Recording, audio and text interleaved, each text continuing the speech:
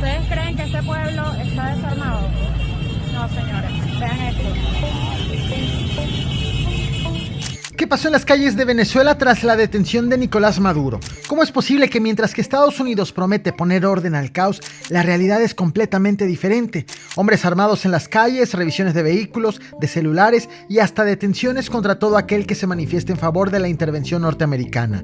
Yo soy El Caporal, un periodista con más de 15 años de experiencia. Lo que verás en los próximos minutos no contiene ni imágenes ni audios generados con inteligencia artificial, pero sí información completamente verificada.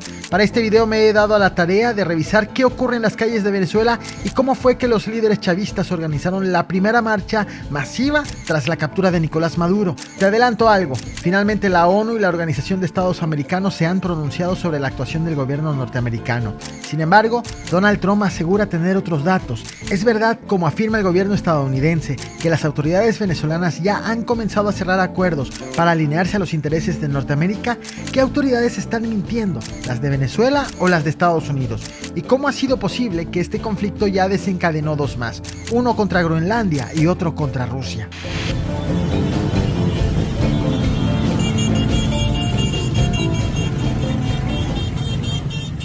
Mientras que en todo el mundo se discute la incursión de Estados Unidos para detener a Nicolás Maduro y Donald Trump presume un mejor futuro para Venezuela, la paz no ha vuelto a ese país sudamericano, sino por el contrario se ha apoderado el caos. Lo que ves son imágenes de lo que se vive en estos momentos en las calles venezolanas.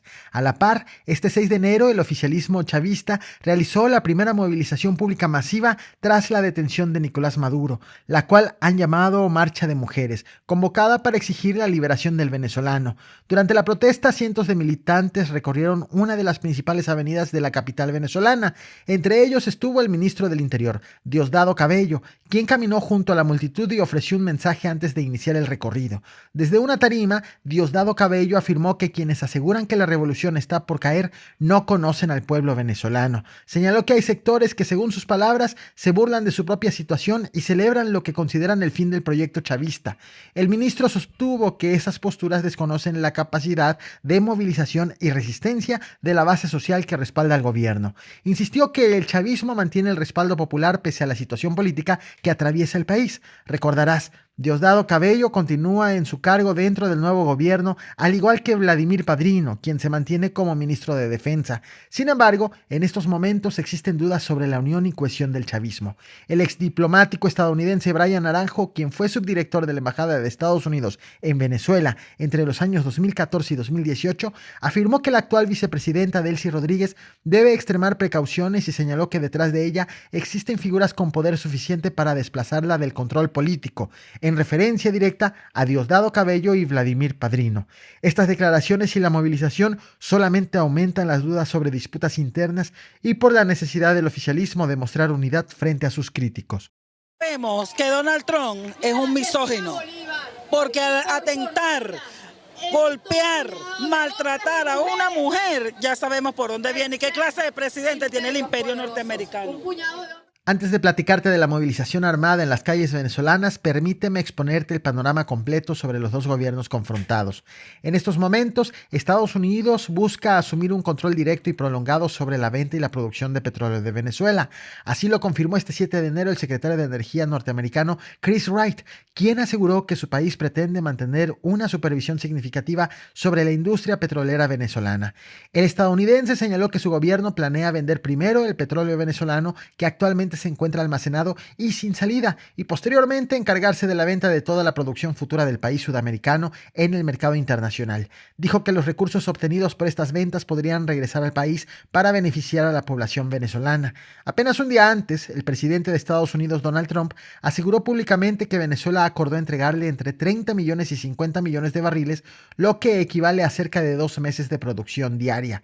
Sobre estas declaraciones, la petrolera del gobierno venezolano confirmó que avanza las negociaciones con Estados Unidos para la venta del petróleo a precios internacionales. Reveló de manera oficial que ya hay negociaciones entre ambas naciones y que el acuerdo que se perfila es la exportación de hasta $2,000 millones en crudo venezolano a Estados Unidos. As we move forward, we'll describe our process, which is a threefold process in Venezuela. I've described it to them now. Step one is the stabilization of the country. We don't want it descending into chaos. Por su parte, el secretario de Estado de Estados Unidos, Marco Rubio, ha revelado que su país tiene definido un plan de 3 fases para Venezuela en un esquema que comenzará con la estabilización del país. La información fue dada a conocer este 7 de enero en Washington después de una reunión a puerta cerrada con senadores en el Capitolio. Según el estadounidense, la primera fase consiste en evitar el colapso institucional y social. El objetivo, dijo, es impedir que la situación derive en un escenario de caos, garantizando un control inicial que permita ordenar el país tras la detención del mandatario venezolano. La segunda etapa corresponde a lo que Washington denomina fase de recuperación. En este punto explicó que buscan supervisar el proceso de reconstrucción económica y asegurar que empresas estadounidenses, occidentales y de otros países tengan acceso al mercado venezolano. De forma paralela, el gobierno estadounidense plantea impulsar un proceso de reconciliación nacional dentro de Venezuela. Esto incluiría la amnistía para integrantes de la oposición, la liberación de personas detenidas por motivos políticos, su eventual repatriación y el inicio de la reconstrucción de la sociedad civil. Finalmente, indicó que la tercera fase será la transición política, sin ofrecer mayores detalles sobre los tiempos ni los mecanismos específicos para llevarla a cabo. We are going to take between 30 and 50 million barrels of oil. We're going to sell it in the marketplace at market rates, not at the discounts Venezuela was getting. Por su parte, desde Caracas, la líder opositora venezolana María Corina Machado elogió de manera reiterada al presidente de Estados Unidos, Donald Trump, durante una entrevista transmitida por la cadena Fox News. En esa conversación, Corina Machado afirmó que desea compartir su Premio Nobel de la Paz con el mandatario estadounidense. Señaló que el reconocimiento pertenece al pueblo venezolano y que, por esa razón, considera que debe ser compartido con Donald Trump. Recordarás, hasta ahora, el presidente estadounidense ha declinado apoyar de forma abierta a la oposición venezolana. Incluso Corina Machado reveló que no ha tenido comunicación con Donald Trump desde el 10 de octubre. We believe the Venezuelan people, because this is a prize of the Venezuelan people, certainly want to give it to him and share it with him. Sobre la incursión de Estados Unidos en Caracas, Venezuela, para detener a Nicolás Maduro, ha sido actualizada la cifra de muertos. De acuerdo con autoridades locales, durante la operación murieron 24 agentes de seguridad venezolanos que participaban en el despliegue en territorio de ese país. Horas antes, el gobierno de Cuba había confirmado la muerte de 32 militares y policías cubanos que también estuvieron involucrados en el operativo, de tal forma que el número de víctimas mortales fue de 56. Según información del Pentágono, 7 soldados estadounidenses resultaron heridos durante la intervención militar. Marica, se prendió en candela, weón. Viene otro.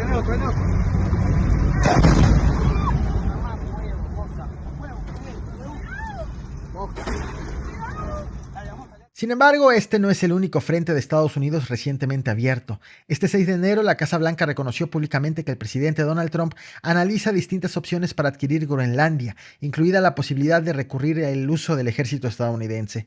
La secretaria de prensa de la Casa Blanca, Karoline Leavitt, afirmó que la compra de Groenlandia es considerada una prioridad para la seguridad nacional de Estados Unidos y un elemento clave para disuadir a adversarios estratégicos en la región del Ártico.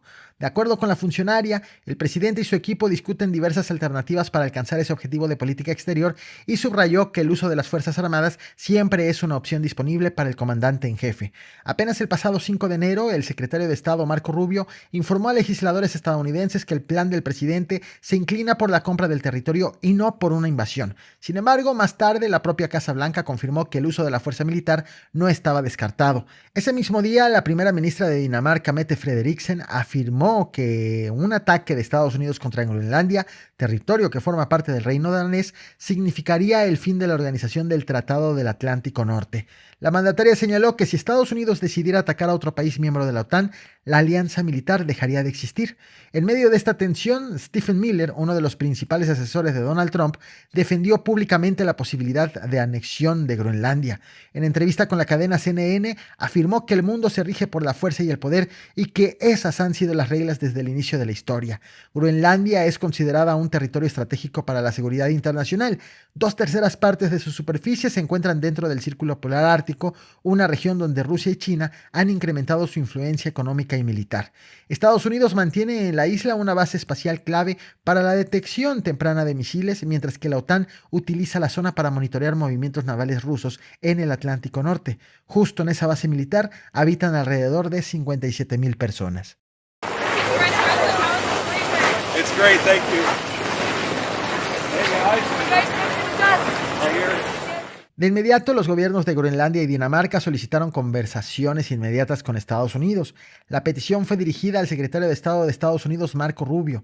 Por su parte, el ministro de Asuntos Exteriores de Dinamarca señaló que una reunión con Marco Rubio permitiría aclarar lo que calificó como malos entendidos entre los gobiernos involucrados. En tanto, el primer ministro de Groenlandia, Jens Frederik Nielsen, reiteró que el territorio no está en venta y que únicamente los groenlandenses tienen el derecho de decidir su futuro político. En respaldo a esa postura, Reino Unido, Francia, Alemania, Italia, Polonia y España se pronunciaron previamente junto a Dinamarca en defensa de los principios de soberanía, integridad territorial e inviolabilidad de las fronteras.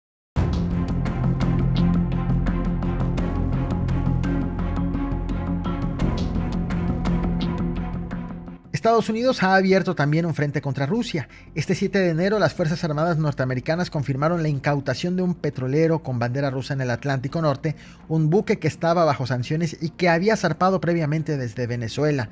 La operación fue realizada de manera conjunta por el Departamento de Seguridad Nacional y personal militar estadounidense, de acuerdo con información difundida por el Comando Europeo de Estados Unidos, responsable de la región. Según el reporte oficial, el petrolero estaba vinculado al transporte de crudo venezolano sancionado y fue interceptado tras varios días de seguimiento luego de que evadiera un bloqueo parcial en aguas cercanas a Venezuela. Ese mismo día, el jefe del Pentágono, Pete Hegseth, señaló que el bloqueo al petróleo venezolano sancionado continúa vigente en cualquier parte del mundo.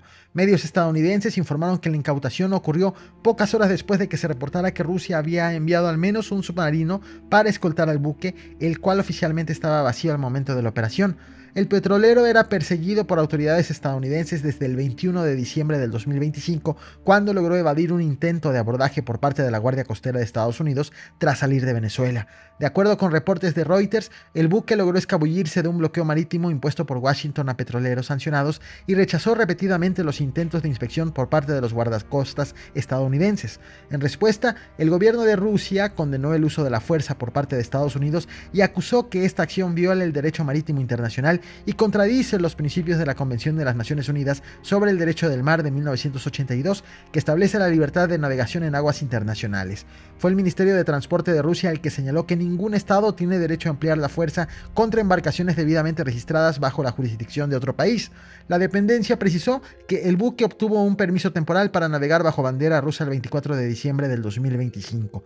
Según la versión rusa, el contacto con la embarcación se perdió después de que fuerzas navales de Estados Unidos abordaron el petrolero en alta mar. Hasta el momento, Moscú sostiene que la incautación representa un precedente preocupante para la seguridad de la navegación internacional y mantiene su reclamo diplomático por lo ocurrido en el Atlántico Norte.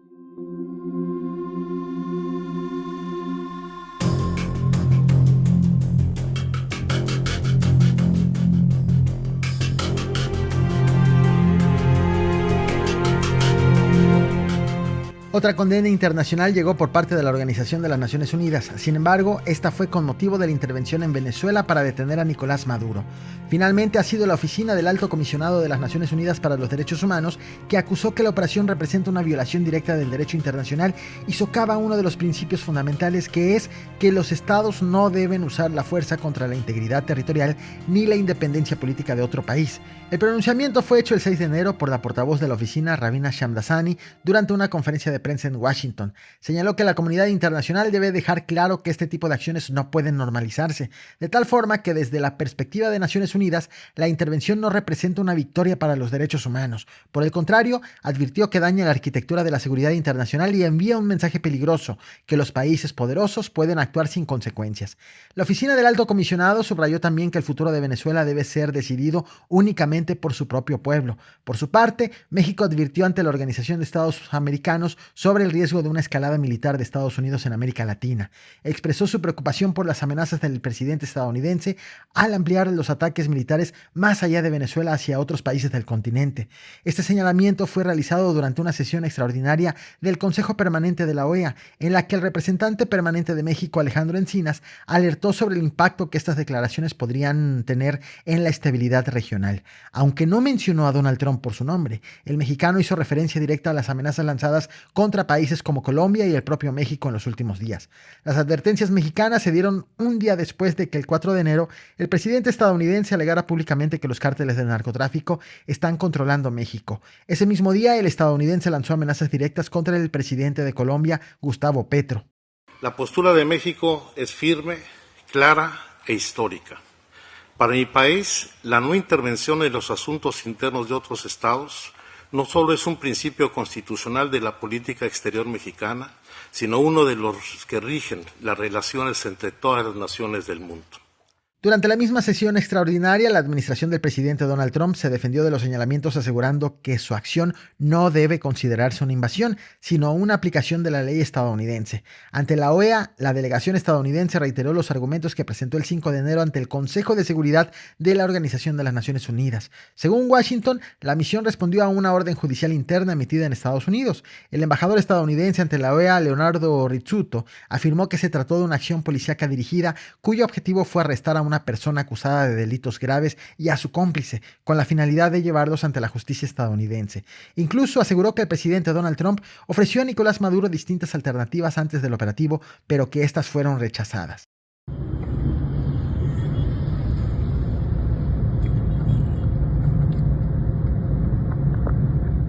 Ha sido en medio de toda esta discusión que en Caracas la situación en las calles se ha deteriorado tras la caída de Nicolás Maduro. De acuerdo con testimonios recogidos por distintos medios, grupos de hombres encapuchados y armados patrullan zonas de la capital venezolana, revisan a peatones y exigen la entrega de teléfonos celulares para inspeccionar mensajes y comunicaciones. En redes sociales, usuarios han denunciado la instalación de retenes ilegales por parte de los llamados colectivos armados, identificados como afines al gobierno. En estos puntos de control, los civiles son interrogados y amedrentados. Las denuncias señalan que las autoridades han permitido la detención inmediata de cualquier persona que se exprese públicamente en favor de la incursión estadounidense realizada en territorio venezolano. Hasta el 6 de enero se habían reportado al menos 2 arrestos, por lo que las autoridades calificaron como celebrar el secuestro del presidente Maduro. Habitantes de Caracas declararon al diario The Washington Post que han sido detenidos de forma momentánea, interrogados y obligados a desbloquear sus celulares para revisar mensajes, llamadas y contenido en redes sociales en busca de expresiones favorables a la intervención de Estados Unidos. El Sindicato Nacional de Trabajadores de la Prensa informó también que el lunes 5 de enero 14 periodistas fueron detenidos en distintos puntos de la capital, aunque posteriormente recuperaron su libertad. En un comunicado, el sindicato denunció que los reporteros fueron sometidos a la revisión de equipos, desbloqueo forzado de teléfonos, rastreo de llamadas y mensajes, así como a la inspección de plataformas de mensajería y redes sociales. Justo en estos momentos, en Caracas, se está escribiendo una historia completamente distinta a la que difunde Estados Unidos y a la que se debate en el resto del mundo, con retenes, vigilancia y hombres armados que marcan un nuevo capítulo de tensión en la capital venezolana. Y vemos la fuerza revolucionaria del pueblo en la calle en defensa del presidente Nicolás Maduro. Nos encontramos en el gran muro de Petare y vemos todos activados en defensa de la patria. No podrán con nosotros los enemigos del norte. Nos mantenemos en resistencia y lucha armada.